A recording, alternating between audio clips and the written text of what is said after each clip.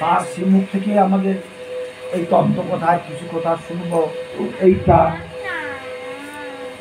তার চরণে আমরা নিবেদন করছি। তিনি তার শ্রী ঠাকুরের অমৃত আস্বাদনা আমাদের কাছে প্রকাশ করে আমাদের পূর্ণ করুন। মন্নাথ শ্রী জগন্নাথ,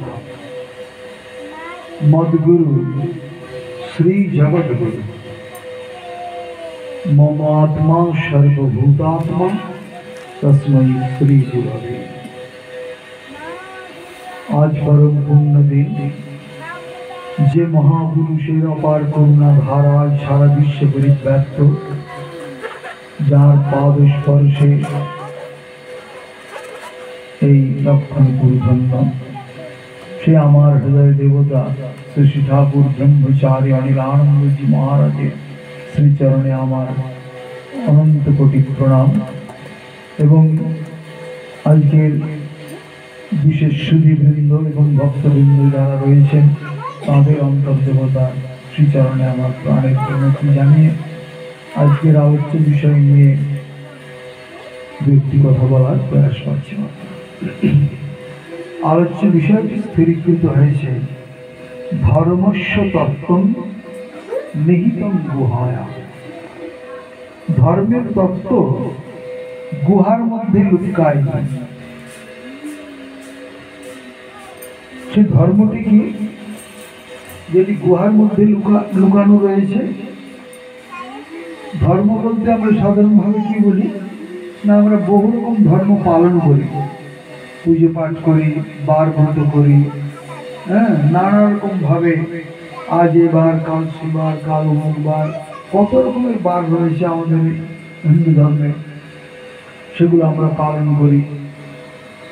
কিন্তু প্রকৃত যে ধর্ম, ধর্ম মানে ধৃধাত্ম মন প্রত্যয় করে হয়েছে ধর্ম। যিনি আমাদের ধারণ করে রয়েছেন বা যার দ্বারা আমরা ধৃত হয়ে রয়েছি, সেই নাম হচ্ছে ধর্ম। তো কার দ্বারা আমরা ধৃত হয়ে রয়েছি বা আমরা কাকে ধারণ করে রয়েছি? না, যে বস্তুটিকে ধারণ করে রয়েছি তিনি আছেন বলে কিন্তু আমরা জীবিত, নইলে মৃত। তিনি যেমন আমাদেরকেও ধারণ করে রয়েছেন, আমরাও তার দ্বারা ধৃত হয়ে রয়েছি। তিনি আমাদেরকে ধরে রেখেছেন। কিভাবে ধরে রেখেছেন? না, এই যে মনুষ্য দেহ আমরা ধারণ করে রয়েছি, এই ধারণের মধ্য দিয়ে কি হচ্ছে, এই মনুষ্য দেহ আমাদেরকে কে ধরে রেখেছে? এই দেহটা রয়েছে, কিন্তু আমাদেরকে প্রকৃতভাবে ধরে রেখেছে কে? না, ধর্ম। সে ধর্ম কোথায় রয়েছে? না নিহিত গুহায়াম, হৃদয় দেশের মধ্যেই তিনি লুক্কায়িত রয়েছেন। সেই ধর্মের তত্ত্ব, সেই তত্ত্বটি কি না, যা চিরন্তন সত্য, কখনো অসত্য নয়। সেই সত্যটি কি? সত্যম জ্ঞানম অনন্তম ব্রহ্ম। তিনি অনন্ত, আবার তিনি নির্বিকার, নিরাকার, গুণময়, গুণাতীত। তাকে যে নামেই আমরা ভূষিত করি না কেন, তিনি সেই তত্ত্বটি, সেই প্রকৃত পুরুষটি যিনি আমাদেরকে ধরে রেখেছেন, তিনি আমাদের মধ্যেই তিনি রয়েছেন, বিরাজ করছেন। কিভাবে বিরাজ করছেন সেইখানেই তত্ত্বটি বলা হয়েছে। প্রাণে ভগবান প্রাণ বিষ্ণু পিতামহ, প্রাণেন ধার্যতে লোকা সর্বম প্রাণময় জগৎ। সেই প্রাণরূপী শ্রী ভগবানের দ্বারা আমরা প্রত্যেকে ধৃত হয়ে রয়েছি বা তাকে ধরে আমরা রয়েছি। সেই প্রাণরূপী শ্রী ভগবান কিন্তু এই যে আমার হৃদয়েশ্বরকে দেখছেন, শ্রী গুরু, তিনি মনুষ্য দেহ ধারণ করে আচার্য রূপে জগতের কল্যাণের জন্য এই ধরাধামে এসেছেন। তিনি অযাচিত ভাবে তিনি সেই আমাদের সেই শিক্ষা দান করছেন। করে করে তিনি কি হলেন, তিনি আচার্য রূপে প্রভু দেশে দেশে ঘুরিয়া পরমাত্মা রূপী তুমি শাস্ত্রতে ব্যাখানে গুরু রূপে কৃষ্ণ কৃপা করেন সর্বজন। গুরু রূপে তিনি, আচার্য রূপে তিনি আমাদের মধ্যে এসে সেই ধর্মের যে প্রকৃত তত্ত্ব, সেই তত্ত্বটিকে তিনি আমাদেরকে জানিয়ে দেওয়ার জন্য এই তিনি ধরাধামে সাহায্য হয়েছেন, আমাদের মতো পাপিতাকে উদ্ধার করার জন্য শিক্ষাদানের মধ্য দিয়ে। সেই শিক্ষাটা কি না, আপনারা জানেন আমাদের এই সংস্থা ক্রিয়াযোগ মার্গের সংস্থা, যোগ মার্গের সংস্থা, যোগীরাজ শ্যামাচরণ লাহিড়ীর প্রবর্তিত বিধি অনুসারে, হ্যাঁ, তার গুরু পরম্পরার মাধ্যমে আমাদের মধ্যে আমার হৃদয়েশ্বর সেই পরম্পরা হিসেবে গুরু মহারাজ হিসেবে তিনি এসে আমাদের জগতের কল্যাণের জন্য সেই তত্ত্বটি আমাদের কাছে জানিয়ে দিয়েছেন। সেই তত্ত্বটি কি না, ওই প্রাণ হি ভগবান, প্রাণী ভগবান। সেই প্রাণরূপী শ্রী ভগবানকে আমরা জানবো কি করে না, এই গুরু, এই মনুষ্য দেহধারী শ্রী গুরুদেব তিনি ওই প্রাণরূপী শ্রী গুরুকে জানিয়ে দেবেন, বুঝিয়ে দেবেন এবং চিনিয়ে দেবেন। এবং সেটা কখন না, দীক্ষা দান কালে। ঠাকুর বলছেন যিনি গুরু কি, যিনি আত্মশক্তি বলে ব্রহ্মতেজ প্রদানান্ত দীক্ষা দান কালে শিষ্যের হৃদয় অভ্যন্তরস্থিত আত্মজ্যোতি দর্শন ও স্পর্শন করাইয়া দীক্ষা দেন, তিনি প্রকৃতপক্ষে শ্রীগুরু। এই মনুষ্য দেহধারী শ্রীগুরু তিনি কি করছেন না, আত্মরূপী শ্রীগুরুকে, সেই প্রাণরূপী শ্রী ভগবানকে তিনি জানিয়ে দিচ্ছেন, বুঝিয়ে দিচ্ছেন, চিনিয়ে দিচ্ছেন। কখন না, দীক্ষা দানের সময়। এইটি ক্রিয়াযোগের বৈশিষ্ট্য। ঠাকুর তাই বললেন যে মনুষ্য দেহের গুরু হইতে পারে না। গুরু কি, মনুষ্য দেহের গুরু হইতে পারে না। গুরু কি দেখিবি যদি আত্মাশ্রয় লও, আত্মাই গুরু রূপে সর্বজীবের হৃদয়। গুরু ব্রহ্মা, গুরু বিষ্ণু, গুরু বেদ সুনিশ্চয়, গুরু ছাড়া জীবের গতি মুক্তি কবো না। তাহলে কি করছেন, এই মনুষ্য দেহধারী শ্রী গুরুদেব তিনি হচ্ছেন কি, দীক্ষা দান গেলে ফুল চার্জ করে তিনি কি দেখিয়ে দিচ্ছেন না, সেই আত্মারূপী শ্রী গুরুদেব প্রাণরূপী শ্রী ভগবানকে তিনি জানিয়ে দিচ্ছেন। আত্মাই গুরু রূপে সর্বজীবের হৃদয়। প্রকৃতপক্ষে শ্রীগুরু কি না, আত্মরূপী শ্রী গুরুদেব, সেই তত্ত্ব বস্তু। সেই তত্ত্বটিকে তিনি কি করছেন না, ওই দীক্ষা দান কালে করুণা করে, কৃপা করে তিনি আমাদেরকে জানিয়ে দিচ্ছেন, বুঝিয়ে দিচ্ছেন এবং চিনিয়ে দিচ্ছেন যে এইটি তোমার শ্রী গুরুদেব, আত্মারূপী শ্রী গুরুদেব। ঠিক আছে, কিন্তু আমরা কি না, সেই তত্ত্ব বস্তুটাকে আমরা ঠিক বুঝতে পারি না, চিনতে পারি না, জানতেও পারি না, যতক্ষণ না তিনি দীক্ষা দিয়ে আমাদেরকে সেই তত্ত্বটি বুঝিয়ে দিচ্ছেন। তাই ঠাকুর আমার বললেন কি না, ওই তত্ত্বটি জানতে হলে কি করতে হবে না, আমরা প্রাণরূপী শ্রী যে ভগবান, প্রাণহি ভগবান এসে, প্রাণরূপী যে শ্রী ভগবান আমার মধ্যে রয়েছেন, সেই প্রাণকে আমরা কেউ কখনো দেখেছি? একটা বায়ু যেটি আছে বলে আমরা জীবিত, এত লম্ফজম্প করছি, সবকিছু করছি, সেইটি আছে বলে। তা না হলে কিন্তু তার আর কোনো কাজ নেই। সেই প্রাণ যখন আমরা কেউ দেখতে পাই না সেই বায়ুকে, তাহলে তিনি সেই বায়ু আমার মধ্যে কিভাবে রয়েছে? শাস্ত্রে বলা হচ্ছে তিনি আত্মা রূপে আমার মধ্যে বিরাজ করছেন। গুরু সেই প্রাণরূপী যে ভগবান, তিনি আত্মা রূপে শ্রী গুরু রূপে আমার মধ্যে তিনি বিরাজ করছেন। আত্মাকেও কেউ কখনো আমরা দেখতে পাই না, বুঝতেও পারি না, সেই শ্রী গুরুদেব দীক্ষা দানকালে সেই আত্মারূপী শ্রী ভগবানকে তিনি আমাদের কাছে জানিয়ে দিচ্ছেন।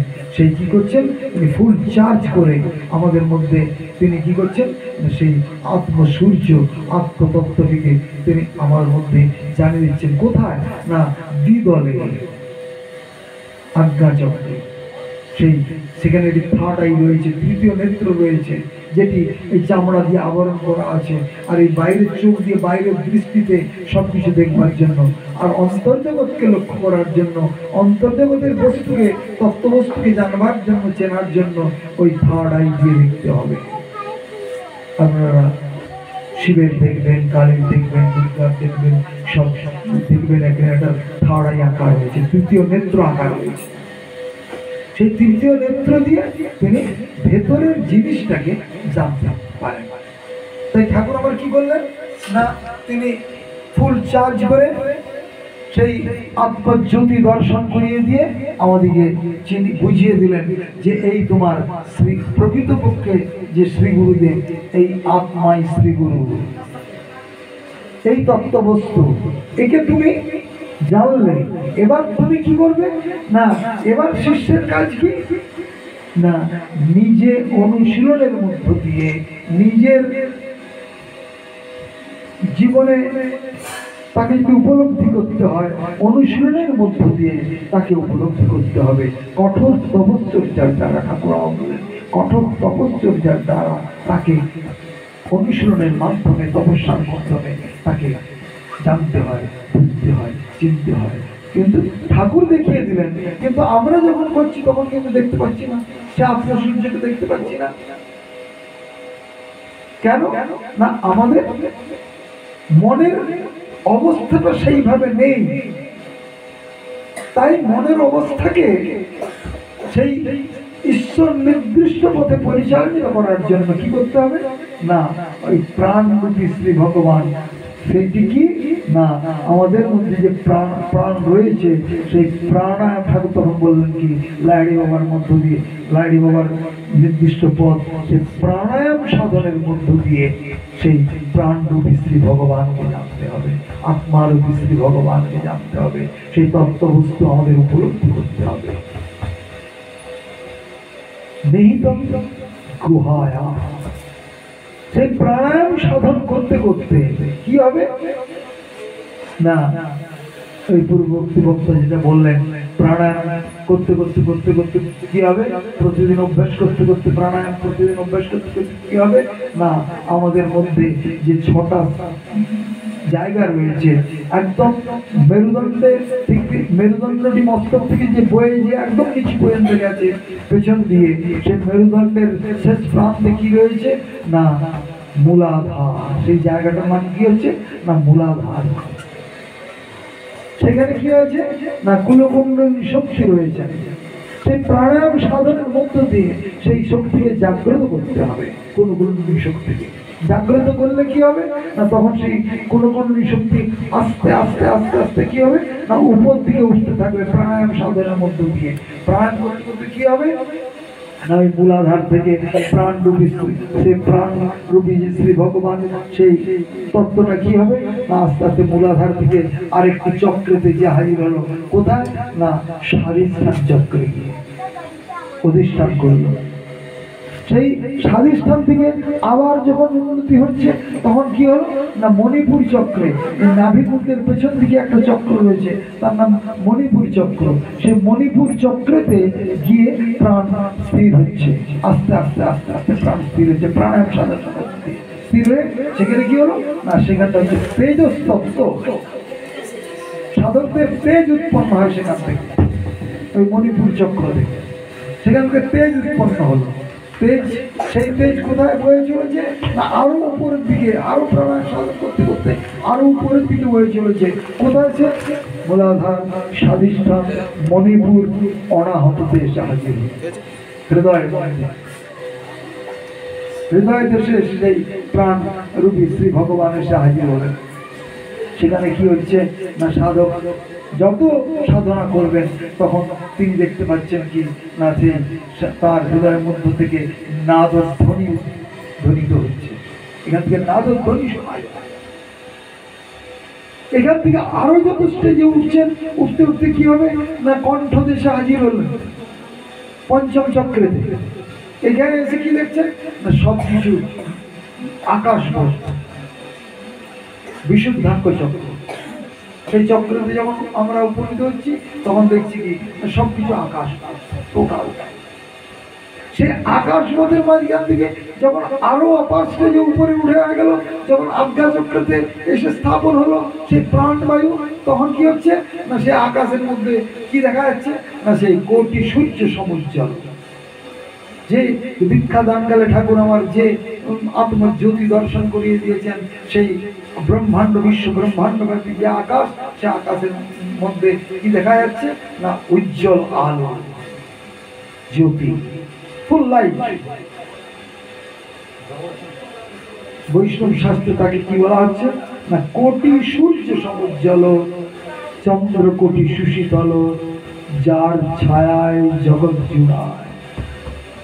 কোটি সূর্য সমুজ্জ্বল, সেই যে আত্মজ্যোতি দর্শন হচ্ছে তখন কি তার প্রকাশ শক্তিটা কি কোটি সূর্যের মতো জ্বলজ্বল করছে একবার, কিন্তু তার দাহিকা শক্তি কেন নেই?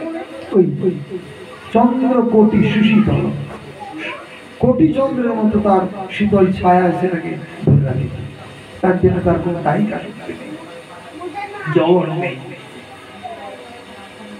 যার ছায়ায় জগৎ জুড়ায়, হেন নিতাই বিনে ভাই রাধা কৃষ্ণ পাইতে নাই, দৃঢ় করি ধর নিতাইয়ের পায়। নিতাই কমল, ওই নিতাই কমল চরণ যুগল, নিতাইয়ের চরণ যুগলকে ধরতে বলছেন।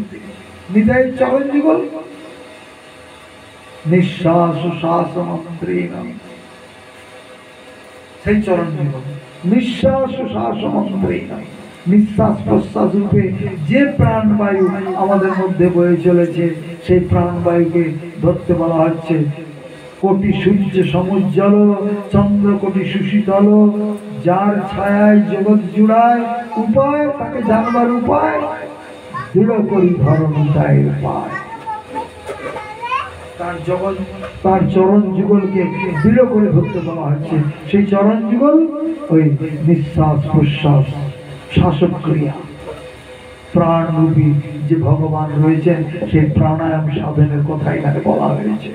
প্রাণায়াম, প্রাণকে পুরোপুরি মূলাধার থেকে টেনে এখানে তুলতে হবে এবং এখান থেকে পুরোপুরি টেনে নিচুতে নামাতে হবে। এই ক্রিয়াযোগ সাধন, অন্য কিছু নেই। এই ক্রিয়াযোগ সাধনের মধ্য দিয়ে কি হবে না প্রাণরূপী শ্রী ভগবানকে আমরা জানতে পারবো। যখন এখানে চলে এলো তখন কি হচ্ছে না সেই আত্মসূর্যকে আমরা দর্শন করছি, আমরা সবসময় তাদের বিভোর হয়ে রয়েছি। তারপরে ঠাকুর আমার বলছেন না এখানেও শেষ কথা নয়, হেতা নয়, হেতা নয়, অন্য কোনো কথা, অন্য কোনোখানে। রবীন্দ্রনাথের ভাষায় হেতা নয়, হেতা নয়, অন্য কোনো কথা, অন্য কোনোখানে। সে খান কোথায়, হৃদগুহা কোথায়?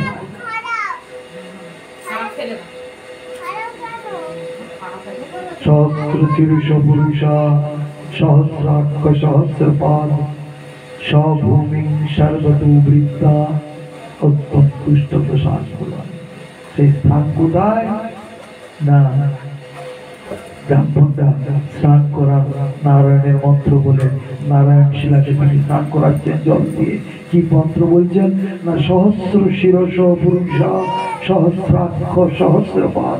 তার তিনি কিরকম দেখতে, তার সহস্র সহস্র সহস্র শিরস পুরুষ, সেই পুরুষের সহস্র সহস্র শির মানে মাথা, সহস্রাক্ষ সহস্র সহস্র চক্ষু, সহস্র সহস্র পাদ, পা হাত পা সহস্র সহস্র।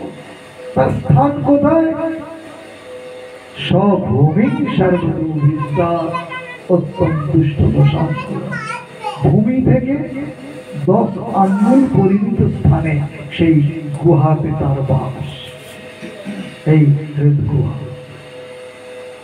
হৃদয় গুহা, সেই হৃদগুহাতে তার বাস। কোথায় সে বাস না 10 আঙ্গুল ভূমি থেকে মাত্র 10 আঙ্গুল পরিমিত স্থানে তার বাস। ভূমি, এই ভূমির কথা বলা হয় না, হয়নি। এই মাটি যে ভূমি এই বসে আছে এই ভূমির কথা বলা হয়নি। তার সেই ভূমি তার ঈশ্বরের ভূমি, তার সেই ভূমি কোথায় না এই আজ্ঞা চক্র থেকে এইখানে ভূমি। কেন এখানে ভূমি না আপনারা সবাই দেখবেন আমরা যখন প্রণাম করি তাকে এইখানে আমরা কপালে হাত রাখি। কেন এখানে দিই? এইখানে তার চরণ জীবন, এইখানে হাত দিয়ে আমরা প্রণাম করি, এইখানে তার চরণ জীবন, তাহলে তার ভূমিটা এইখানে। সব ভূমি সর্বত্র অত্যন্ত দুষ্ট আন্দোলন। ভূমি থেকে 10 আঙ্গুল পরিমিত স্থানে তার স্থান গুহা, এইখানে তিনি বিরাজ করছেন। সেই গুহা, সেই গুহাতে আমাদেরকে প্রবেশ করতে হবে সেই তত্ত্বের মধ্য দিয়ে। ধর্মস্য তত্ত্বম নিহিতম গুহায়া, ধর্মের যে প্রকৃত তত্ত্ব গুহার মধ্যে নিহিত আছে। সেই গুহাটা কোথায় না এই হৃদয় গুহা। আমরা অনেক সময় বলি এটাও হৃদয় গুহা, কিন্তু প্রকৃত গুহা ওই ওই সেই 10 আঙ্গুল পরিমিত স্থানে যে গুহা, সেই জায়গাটাকে ঠাকুর আমার বলছেন শূন্যময় পূর্ণ দেশ। সেখানে আমার হৃদয়েশ্বর বিরাজ করছেন। তার স্বরূপ কিরকম না কৃষ্ণ ভগবান স্বয়ং গুরু রূপী শ্রীকৃষ্ণ, শ্রীকৃষ্ণ রূপী শ্রী গুরু অভেদ পরমাত্মানে তারা কিভাবে বিরাজ করছেন না কর্পূর ধবল গুরু। সেই স্থানটায় তিনি দেখছেন, হৃদয়েশ্বর দেখছেন, তা তত্ত্বদৃষ্টা ঋষিরা অনুভব করছেন, দেখছেন। সেই গুহার মধ্যে কি হচ্ছে না তার স্বরূপটা কিরকম না ওই কর্পূর ধবল গুরু, কর্পূরের মতো সাদা একদম সেখানে রয়েছে। আর ওইটা হচ্ছে হেড অফিস। ওখান থেকে যত নার্ভ আমাদের অঙ্গ প্রত্যঙ্গে রয়েছে ছড়িয়ে ছিটিয়ে রয়েছে, সেখান থেকে সব ডায়নামো ফিট করা আছে এইখানে। সেই ডায়নামোর মধ্য দিয়ে সব কিছু চালন শক্তি চলছে। সেখান থেকে বসে বসে তিনি পরিচালনা করছেন, গোটা বডিটাকে তিনি পরিচালনা করছেন। সেই গুহার মধ্যে আমাদেরকে প্রবেশ করতে হবে। সেই ধর্মস্য তত্ত্ব, ধর্মের যে প্রকৃত তত্ত্ব, ধর্ম ওই যিনি আমাদেরকে ধারণ করে রয়েছেন বা যার দ্বারা আমরা যুক্ত হয়ে রয়েছি, সেই বস্তুটিকে আমাদেরকে জানতে হবে প্রাণায়াম সাধনের মধ্য দিয়ে। সেই প্রাণায়ামটাই প্রকৃতভাবে আমাদের জানতে হবে। প্রাণায়ামটা কি, প্রাণায়াম করলে কি হয়, প্রাণায়াম করলে আমাদের শরীরের যে অঙ্গ প্রত্যঙ্গগুলো যা আমাদের রয়েছে সেগুলো কিভাবে মানে বশীভূত হয়ে যায়। সেই জন্য ঠাকুর আমার বললেন প্রাণ অত্যন্ত চঞ্চল। গীতাতে বলেছেন চঞ্চল হি মন কৃষ্ণ প্রমাথি বলবন্দিরম।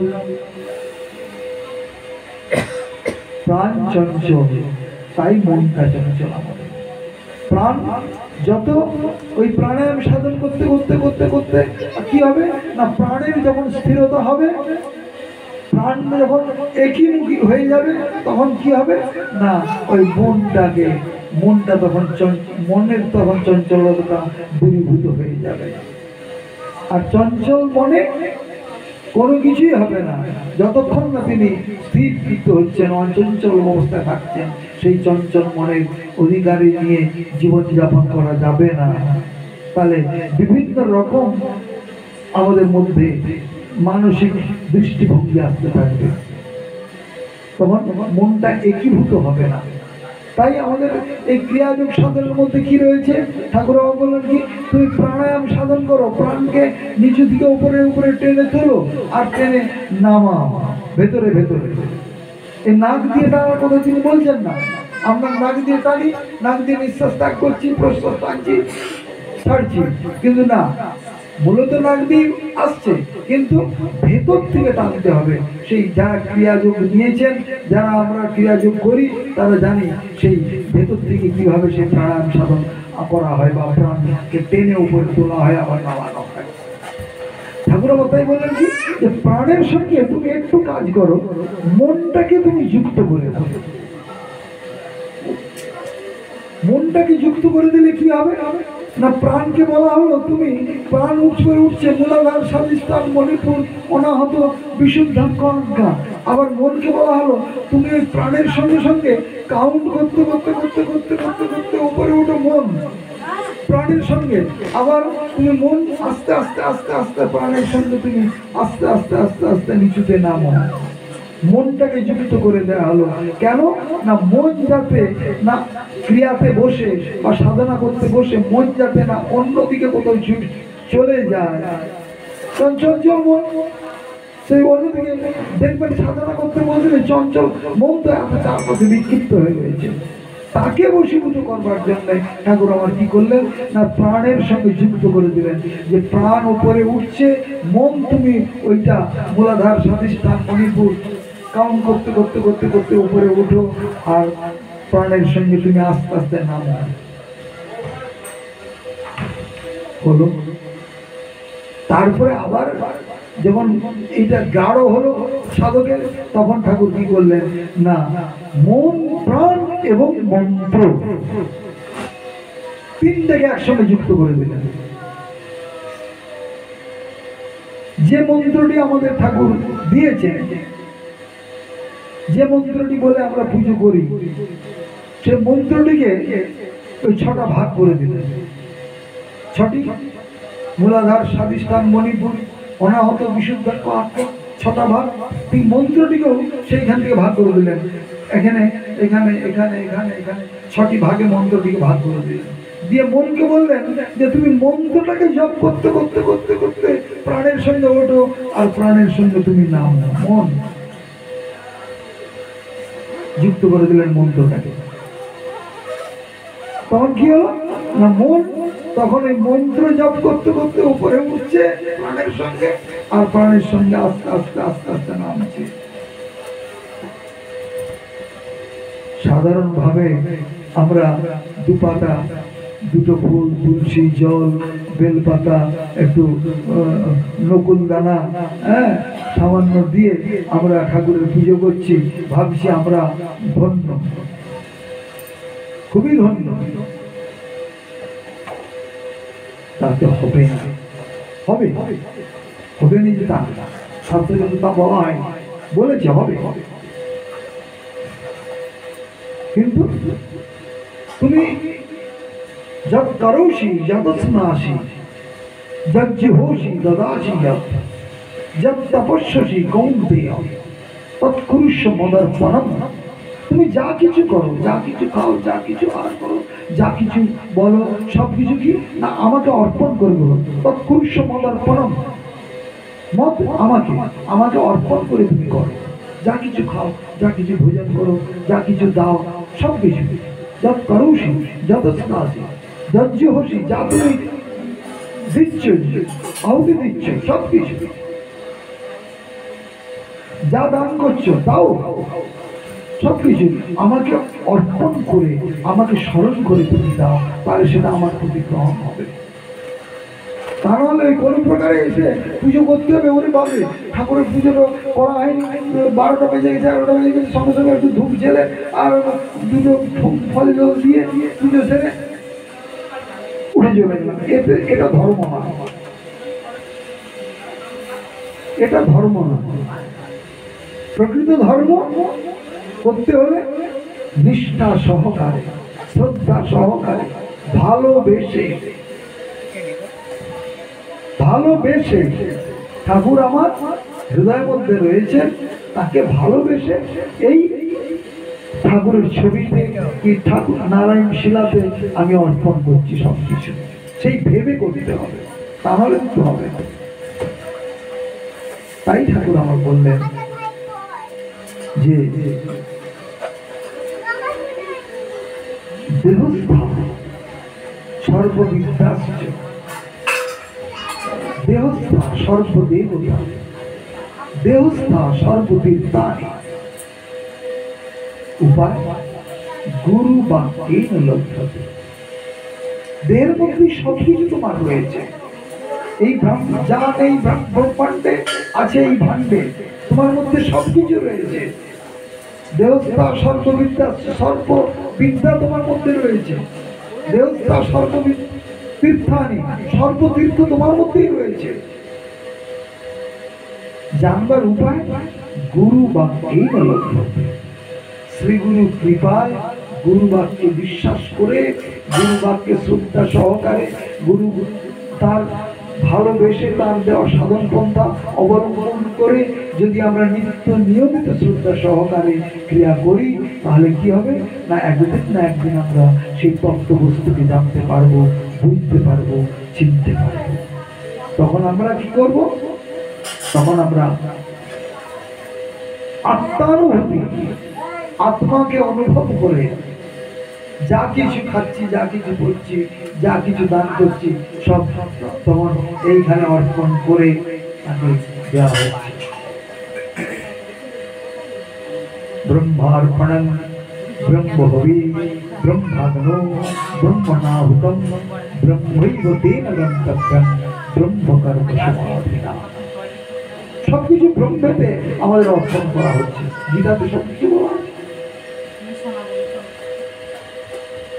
ব্রহ্মার্পণম, যখন আমরা খাচ্ছি, যে ঠাকুরকে স্মরণ করে সে গণ্ডুস্তা প্রথম নিয়েছি, নিয়ে তাকে স্মরণ করে নিবেদন করা হচ্ছে। ব্রহ্মার্পণম ব্রহ্মহবি ব্রহ্মাগ্নো ব্রহ্মণাহুতম ব্রহ্মৈব তেন গন্তব্যং ব্রহ্মকর্ম সমাধিনা। সব কিছু যা যা আছে ওই ব্রহ্মেতে অর্পণ করা হচ্ছে, সেই ঈশ্বরকে প্রদান করা হচ্ছে।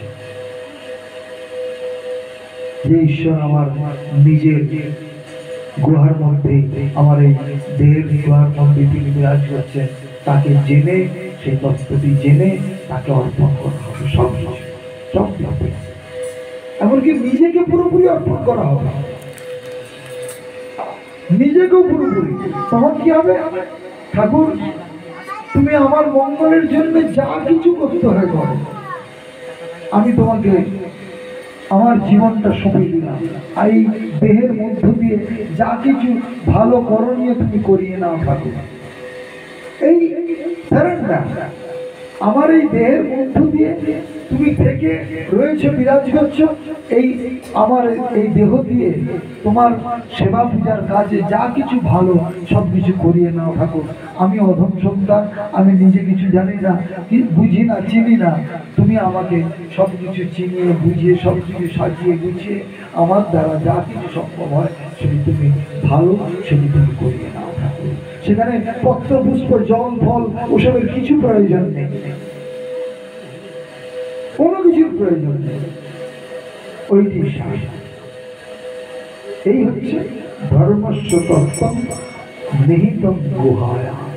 ধর্মের যে প্রকৃত তত্ত্ব হৃদয় গুহার মধ্যে আমাদের রয়েছে, তাকে জেনে বুঝে চিনে আমরা জীবন চলার পথে যদি চলি, তাহলে আমাদের কি হবে? আর সবটাই মঙ্গল, অমঙ্গলের সেখানে কোনো স্পর্শ নেই। তবে যদি পূর্বজন্মের যদি কোনো কিছু খারাপ আমাদের মধ্যে থাকে, সেগুলো ঠাকুর আমার তাই বলেছেন যে কর্মফল অবশ্য ভক্তি অভ্যাম, কর্মফল অবশ্য ভক্তি অভ্যাম, কর্মফল ভোগ আমাদের করতেই হবে। তো এই জন্মে ঠাকুর আমাদের পাঠিয়েছেন শ্রেষ্ঠ জীবন দিয়ে। কি কেন? তাহলে কি করবো না, আমরা যতটা পারি জীবনে ভালো কাজ করে যাওয়ার চেষ্টা করব, সব কর্ম করে যাওয়ার চেষ্টা করব, পূর্ব জন্মের জন্য এগিয়ে রাখা, সামনের জন্মের জন্য সেই পথটাকে এগিয়ে রাখা। যেসব মহাপুরুষ জন্মগ্রহণ করেছেন এই আমাদের ভারতবর্ষের বুকে, পৃথিবীর বুকে যেসব মহাপুরুষ জন্মগ্রহণ করেছেন, তারা কিন্তু একদিনে মহাপুরুষ তৈরি হয়নি।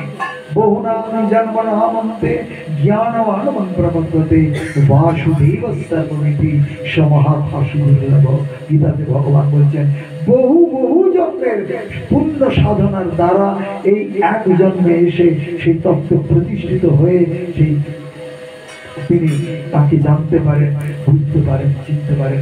তখন তারা কি হয় না, ঈশ্বরের প্রতিভূ হয়ে আমাদের সামনে আসেন, এই ধরাধামে উপস্থিত হয়েছেন। যেমন আমার হৃদয়েশ্বর তিনি এসেছেন, হ্যাঁ, ঠাকুর করুণা করে এই আচার্য হয়ে তিনি দেশে দেশে ঘুরে ধর্ম প্রচার করে গেছেন। সেইটি তাদের পক্ষে সম্ভব, তারাই পারে। সেই সাধন শক্তি বলে তিনি কি করেন না অন্যকে সেই সাধন প্রদান করে উজ্জীবিত করার চেষ্টা করেন।